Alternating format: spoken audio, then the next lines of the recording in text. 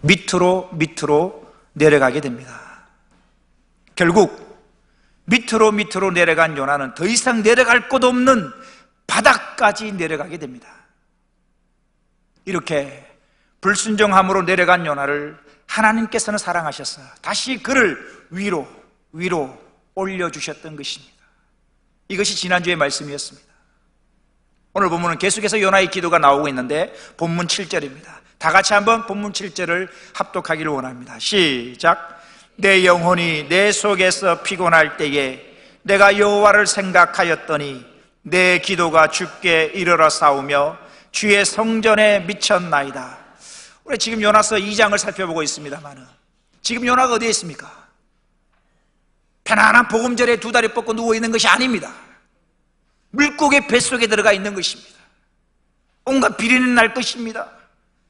물고기 뱃속에 들어가 있기 때문에 두 다리를 펴고 누워있을 수도 없을 것입니다. 3일 내내 어쩌면 쪼그려 앉아있었을지도 모르고 서 있었을지도 모릅니다.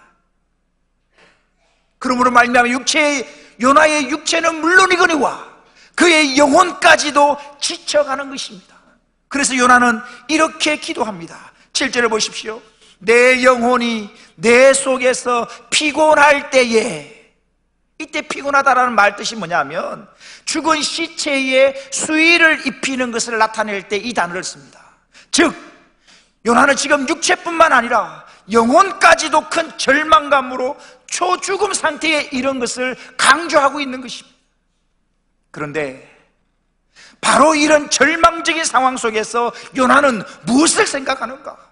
누구를 생각하는가?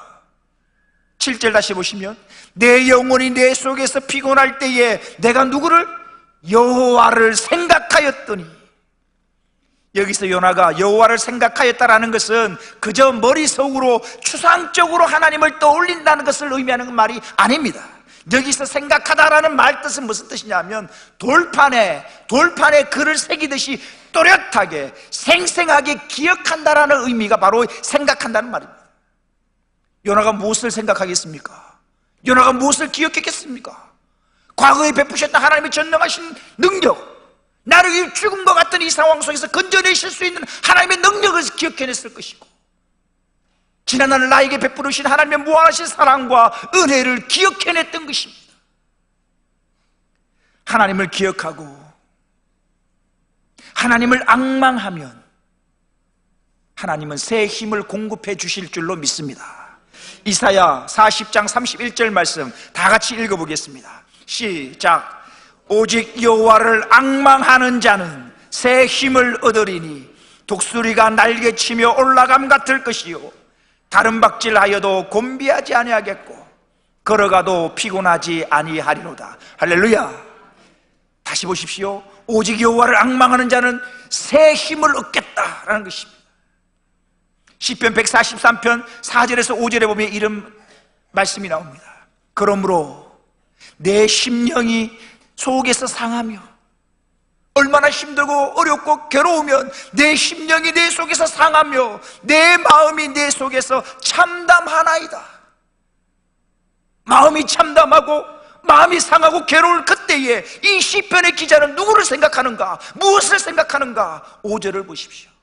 이렇게 참담하고 내 마음이 상할 그때에 이렇게 고백합니다. 내가 옛날을 기억하고, 옛날 무슨 옛날입니까? 하나님이 구원해 주셨던 그날, 첫사랑, 첫 감격, 하나님을 만났을 때 그 은혜를 기억하는 것입니다. 나에게 베풀어 주셨던 그 하나님의 은혜를 잊어버리지 아니하고 기억하는 것입니다. 내가 옛날을 기억하고 주의 모든 행하신 것을 엎조리며 주의 손이 행하신 일을 생각하고. 사랑하는 성도 여러분, 이 땅을 살아가는 동안 우리들 또한 다양한 문제와 어려움들을 만나기도 할 것입니다. 그 어려움 중에는 우리 스스로 힘으로 견뎌낼 만한 것도 있을 것이고, 때로는 우리의 힘으로 도저히 견디기 힘든 것들도 분명 있을 것입니다. 그럴 때 내 힘으로 감당하기 어려운 일을 만나 좌절되고 낙심되고 눈물 날 때 여러분들은 무엇을 생각하며 누구를 생각하십니까? 요나는 육체는 물론이고 영혼까지 초죽음 상태에 몰려있을 그때에 다른 것 생각하는 것이 아니라 여호와 하나님을 생각하였다라고 기록하고 있는 것입니다. 하나님만이 우리에게 새 힘을 주십니다. 힘의 겨운 일을 만나 쓰러지고 넘어질 때 하나님을 생각하시고 하나님이 행하신 일을 기억하십시오. 십자가 죽음을 이기신 주님이 분명 새 힘을 주실 것이고 이기게 하실 줄로 믿습니다. 다시 오늘 본문 7절을 보십시오. 내 영혼이 내 속에서 피곤할 때에 내가 여호와를 생각하였더니, 지금 요나는 다시 말씀드립니다만 바다 깊은 곳, 그것도 물고기 뱃속에 있는 것입니다. 물고기 뱃속에 있으니 여러분, 빛 한 줄기 빛도 들어오지 않습니다. 깜깜합니다. 요나가 육안으로 볼 수 있는 것은 아무것도 없습니다. 보통 사람이 이런 상황에 처해 있다면 어땠을까요? 폐쇄 공포증 있는 사람 같은 경우에는 미칠 노릇일 것입니다. 보이는 게 없습니다. 깜깜합니다. 물컹물컹하고 냄새는 비린내가 나고 두려움과 공포심이 이루 말할 수 없을 것입니다.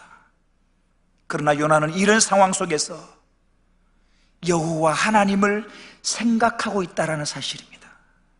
즉 요나의 현실은 질척거리며 역겨운 냄새가 나는 캄캄한 물고기 뱃속에 갇혀있는 상황이었습니다. 눈에 보이는 것은 아무것도 없고 그저 암담한 현실뿐입니다. 이런 상황 속에서 요나는 믿음의 눈을 들어서 하나님을 생각하고 있다라고 고백하는 것입니다. 우리가 지지난주에 계속해서 우리 새벽 예배 때 시편을 살펴보고 있는데요, 시편 52편에 보면 다윗의 참담한 심정이 잘 표현됩니다. 다윗이 사울 왕이 죽이려고 해서 도망 다닐 때의 일입니다. 여러분 생각해 보십시오. 왕이 나를 죽이려 쫓아오는 상황, 도망 다니는 상황, 피곤합니다. 그 상황 속에서 놉이라는 지역에 도망가게 되는데, 그 놉 지역에서 아히멜렉 제사장이 이 다윗을 도와줍니다. 먹을 것을 제공하고 무기를 제공해 줍니다. 다윗의 입장에서는 큰 은혜를 입었습니다. 자기를 도와준 참 고마운 사람입니다. 그런데요, 다윗이 그 지역을 떠난 뒤에 도에게라는 사람이 사울 왕에게 이것을 밀고 해버립니다. 그래서 사울 왕이 다윗에게 도움을 주었다는 이유만으로 아히멜렉 제사장을 포함한 85명의 제사장들과 그의 가족들을 다 몰살시킵니다. 다윗의 입장을 생각해 보십시오. 나에게 도움을 주었다는 이유 때문에 제사장들이 다 죽음을 당하고 여전히 나는 지금 아무런 힘없이 도망다니는 참담한 현실 속에 있습니다. 그런 상황 속에서 다윗은 하나님을 생각합니다. 하나님을 생각하면서 뭐라고 고백하느냐? 이렇게 고백합니다. 시편 52편 8절입니다. 그러나라는 이 단어는 앞에 있는 이 모든 환난과 어려움을 그러나 이런 어려운 상황, 힘든 상황, 괴롭고 도저히 희망이 없는 그 상황 속에서 다윗은 어떻게 고백하느냐? 이렇게 고백합니다. 그러나 나는 하나님의 집에 있는 푸른 감람나무 같으며. 지금 이때 고백이 다윗이 왕궁에 있을 때 편안할 때 고백했던 고백이 아닙니다. 사울 왕으로부터 쫓기고 있을 그때에 자신에게 도움을 주었다는 이유 때문에 제사장이 다 몰살당하는 그 어려운 상황 속에서 다윗은 눈을 들어 하나님을 바라봅니다. 그리고는 이렇게 고백합니다. 그러나 나는 하나님의 집에 있는 푸른 감람나무 같으며. 하나님을 바라보는 시각이 없이는 결코 고백할 수 없는 고백입니다. 사랑하는 성도 여러분, 무엇을 보십니까? 어려운 현실과 문제를 보고 낙심하고 계시겠습니까? 아니면 그 어려움 속에서도 믿음의 눈을 들어 하나님을 바라보시겠습니까?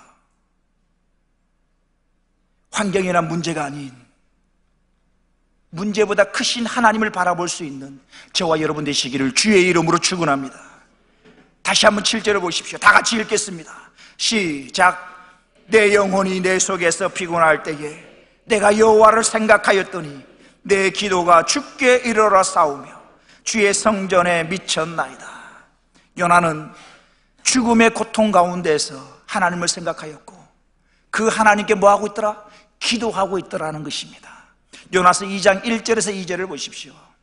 요나가 물고기 뱃속에서 그의 하나님 여호와께 뭐하여? 기도하여. 현실은 참담합니다. 물고기 뱃속에 들어갔습니다. 도저히 소망이 없습니다. 죽을 것 같습니다. 그러한 상황 속에서 이 요나는 물고기 뱃속에서 그의 하나님 여호와께 기도하여 2절을 보십시오. 이르되 내가 받는 고난으로 말미암아 여호와께 뭐하였더니 불러 아뢰었더니 주께서 내게 대답하셨고 내가 스올의 뱃속에서 뭐하였더니 부르짖었더니 주께서 내 음성을 들으셨나이다. 이때 요나의 기도는, 이때 요나가 무엇을 기도했겠습니까? 물고기 뱃속에서 요나가 무엇을 기도했겠습니까? 불순종하여 도망간 자신의 죄를 철저히 회개했을 것입니다.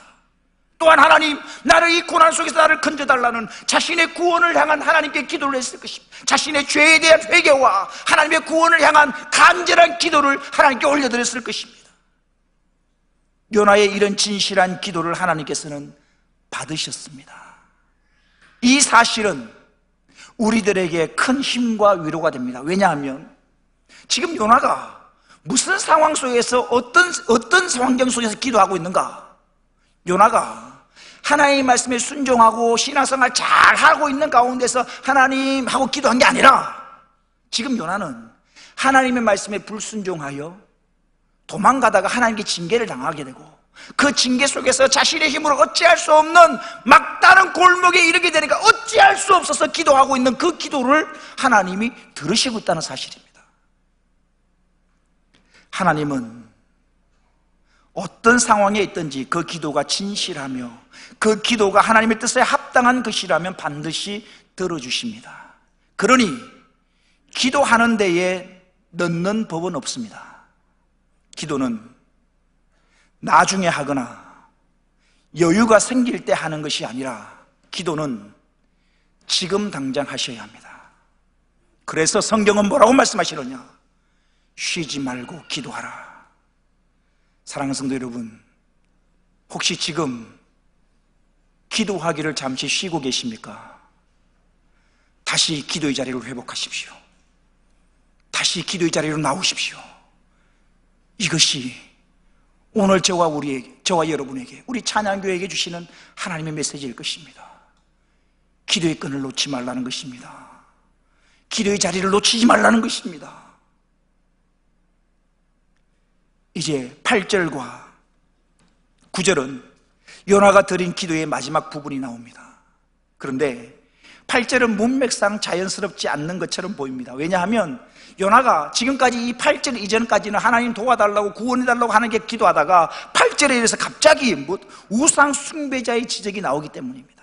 그런데 8절의 내용은 헛된 우상을 섬기는 이방인들과 여호와 하나님을 섬기는 자신을 비교함으로써 요나 자신이 비록 잠시 동안 하나님께 불순종하였지만 이제는 다시금 하나님의 종으로 살아가겠다는 결단을 강조하기 위한 구절이 바로 8절입니다. 8절을 보십시오. 거짓되고 헛된 것을 숭상하는 모든 자는 자기에게 베푸신 은혜를 버려싸우나. 거짓되고 헛된 것, 이 뭐겠습니까? 바로 우상을 나타내는 것인데 아무런 능력도 없고 생명도 없는 헛된 우상을 나타내는 것입니다. 이렇게 우상 숭배하는 자의 특징이 뭐냐 하면 8절 뒤에 나왔지만 자기에게 베푸신 하나님의 은혜를 다 저버렸다는 사실입니다. 온 세상의 창조주이신 하나님께서는 모든 인간에게 동일하게 일반적인 사랑을 베푸십니다. 이것을 일반 은총이다라고 말합니다. 즉 하나님께서는 매일의 삶 속에서 모든 사람에게 햇빛을 내려주시고 또한 단비를 내려주심으로 말미암아 살아갈 수 있는 터전을 마련해 주십니다. 마태복음 5장 45절에 예수님께서 이렇게 말씀하십니다. 이같이 한즉 하늘에 계신 너희 아버지의 아들이 되리니 이는 하나님이 그 해를 악인과 선인에게 비추시며 비를 의로운 자와 불의한 자에게 내려주심이니라. 예수님이 뭐라고 말씀하시는가? 하나님이 햇빛을 악인과 선인에게 비를 내려주시고 의로운 자와 불의한 자에게 동일하게 비를 내려주신다라고 성경은 기록하고 있는 것입니다. 또한 로마서에 보면 하나님께서는 사람들 속에 하나님을 깨달아 알만한 것을 이미 다 보이셨다라고 말씀하고 있습니다. 로마서 1장 19절에서 20절에 보면 아주 중요한 말씀이 나옵니다. 한번 볼까요? 이는 하나님을 알 만한 것이 그들 속에 보임이라. 하나님께서 이를 그들에게 보이셨느니라. 20절을 보십시오. 창세로부터 그의 보이지 아니하는, 하나님의 보이지 아니하는 것들, 곧 그의 하나님의 영원하신 능력과 신성이 그가 만드신 만물, 하나님이 만드신 모든 피조물에 분명히 보여 알려졌나니 그러므로 그들이 핑계하지 못할지니라. 그러나 이러한 하나님의 분명한 계시에도 불구하고 사람들은 자신의 욕망을 따라 세상에 헛된 우상을 만들고 그 우상을 섬김으로써 하나님의 은혜를 저버렸던 것입니다. 이렇게 우상 숭배하는 자들은 하나님의 은혜를 저버렸지만 요나는 그렇게 살지 않겠다라고 고백하는 것입니다. 다시 8절과 9절을 보십시오. 거짓되고 헛된 것을 숭상하는 모든 자는 자기에게 베푸신 은혜를 버려 사오나 그렇지만 나는 이렇게 살겠다는 것입니다. 9절을 보십시오. 나는 감사하는 목소리로 주께 제사를 드리며 나의 서원을 주께 갚겠나이다. 구원은 여호와께 속하였나이다. 요나는 우상 숭배자들과는 달리 여호와 하나님께 제사를 드리되 어떻게 제사를 드리는가? 감사하는 목소리로 제사를 드리겠다라고 결단합니다. 즉 요나는 자신의 마음에서 우러나오는 감사로 하나님을 예배하겠다는 결단을 지금 하고 있는 것입니다. 이방 우상에 대한 제사에는 무엇이 중요하냐면 제물이 중요합니다.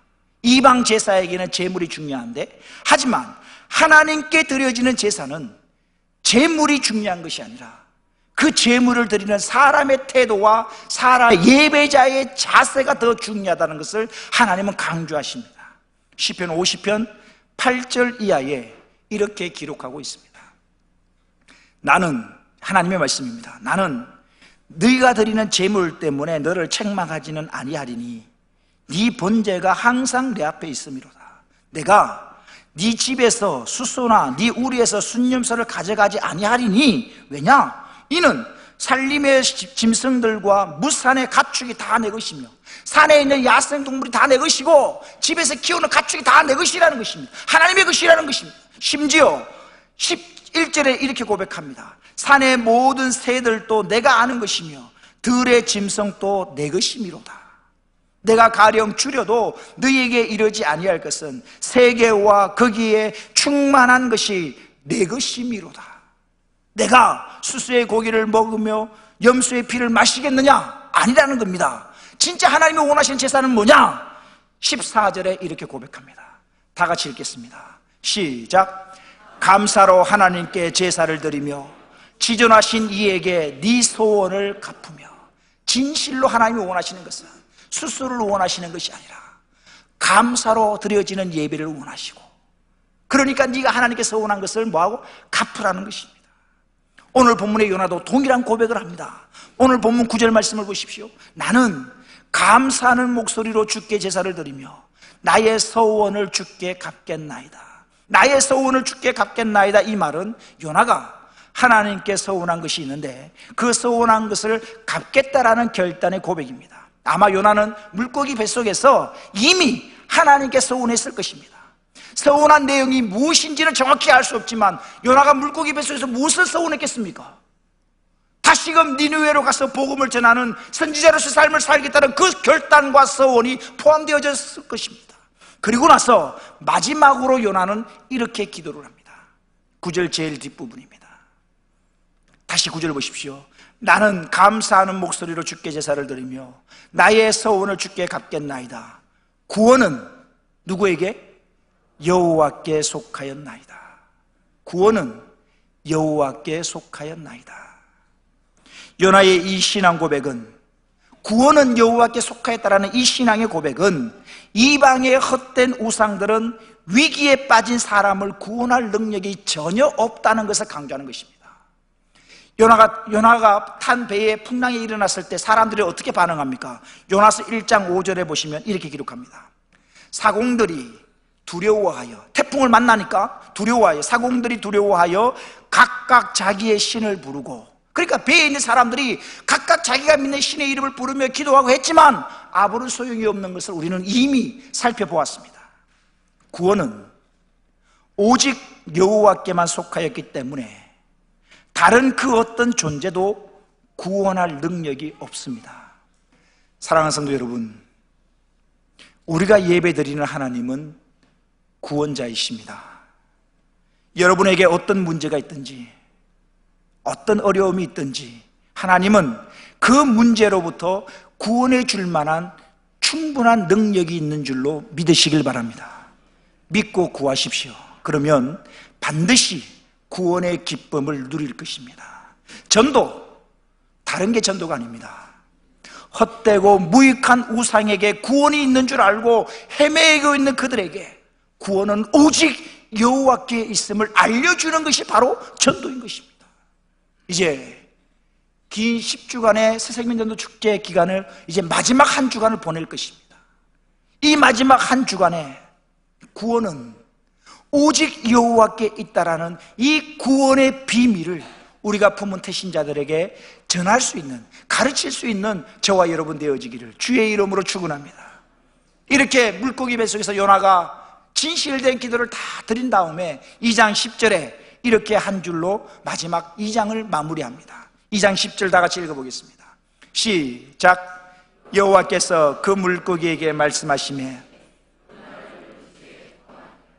요나스의 전체 주제는 마땅히 죽어야 하는 죄인임에도 불구하고 그 죄인마저도 복음을 듣고 회개하고 돌아오기를 원하시는 하나님 아버지의 마음이라고 할 수 있을 것입니다.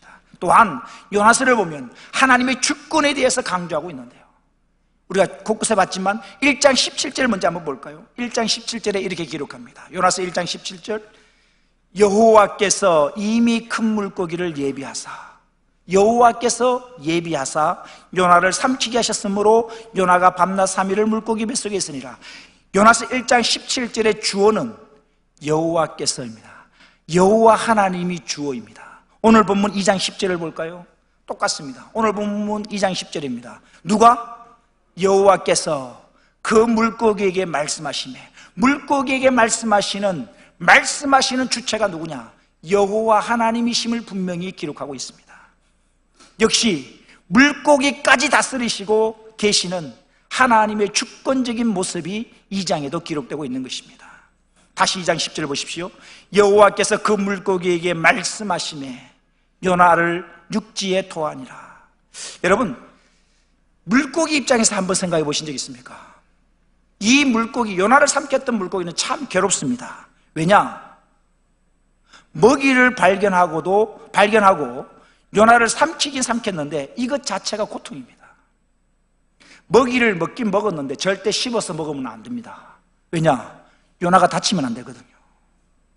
씹지도 말고 뜯지도 말고 맛도 보아서도 안 되고 그냥 꿀꺽 삼켰다가 3일 동안 보관하고 있다가 하나님이 말씀하심에 그 요나를 물고기 뱃속에 품고 있는 그 요나를 육지 가까운 데 가서 토해내야 하는 것입니다.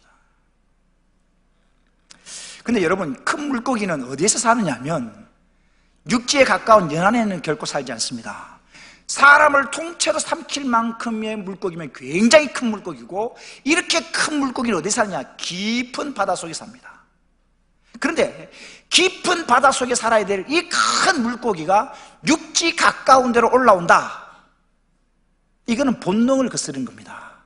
하나님의 직접적인 개입이 아니고는 큰 물고기는 육지 가까운 데로 올라올 수가 없습니다. 가끔 우리가 뉴스를 보잖아요.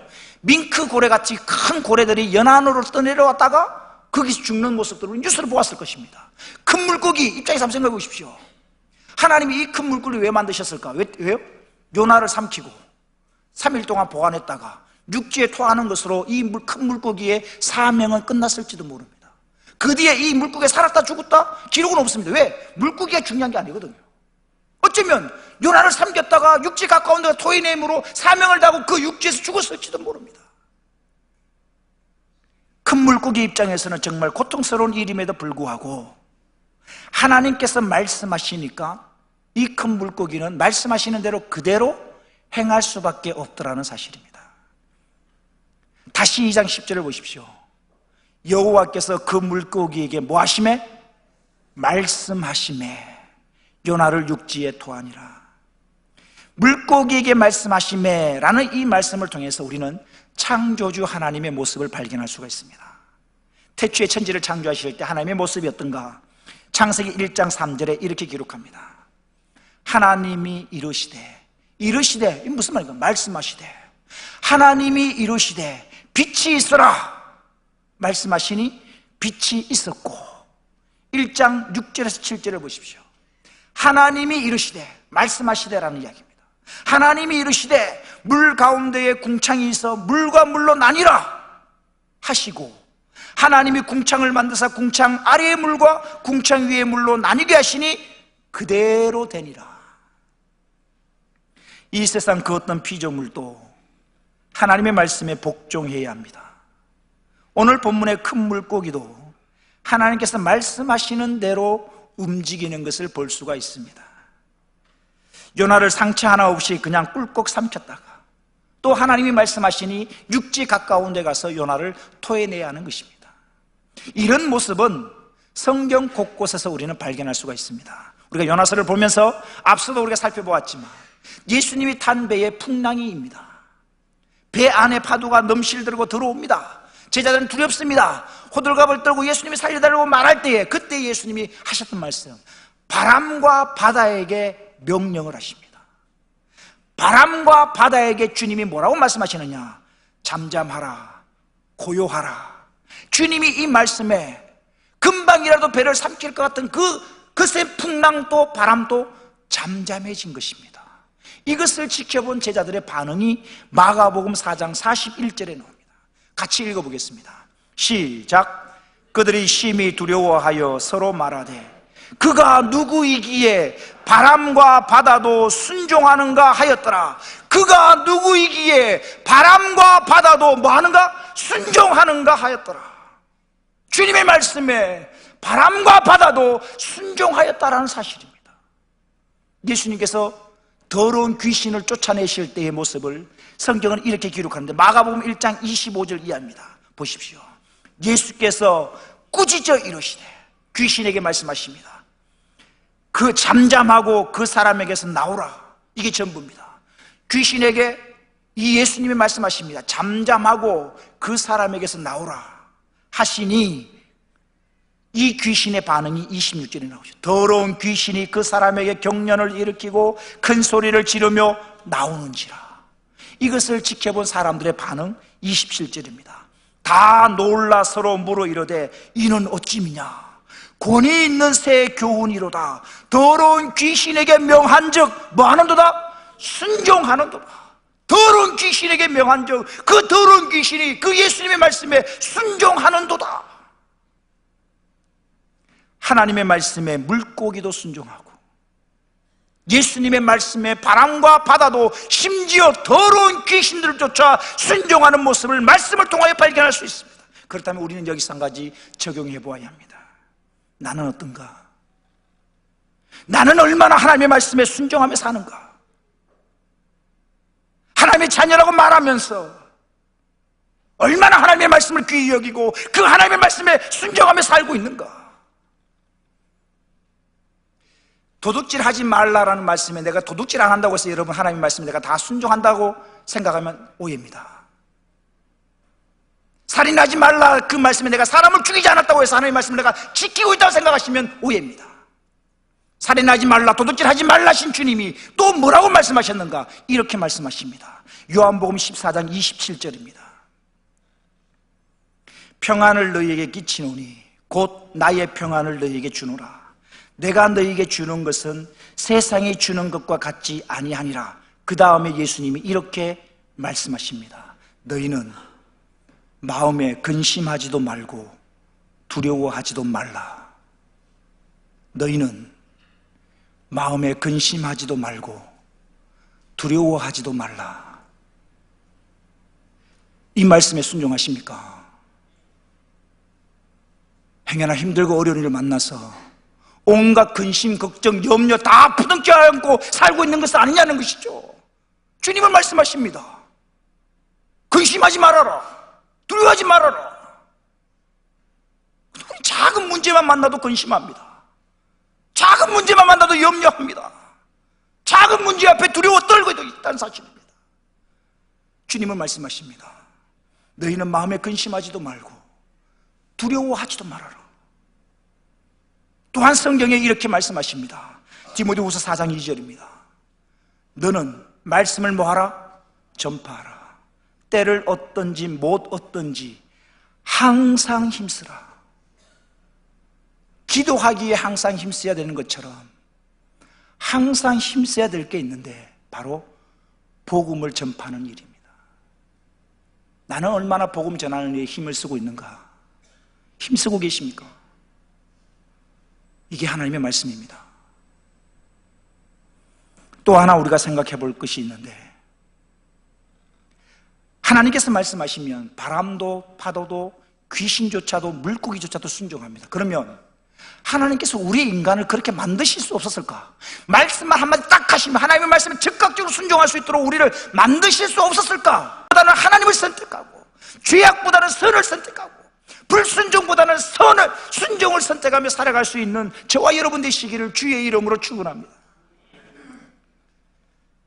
마지막으로 구원은 오직 여호와께 속하였다는 사실입니다. 이 말을 다르게 표현하면 모든 문제에 대한 해답은 오직 하나님께 있다라는 말이 될 것입니다. 여러분들이 고민하는 모든 문제에 대한 해답이 하나님께 있으니까 하나님께 더 가까이 나아가십시오.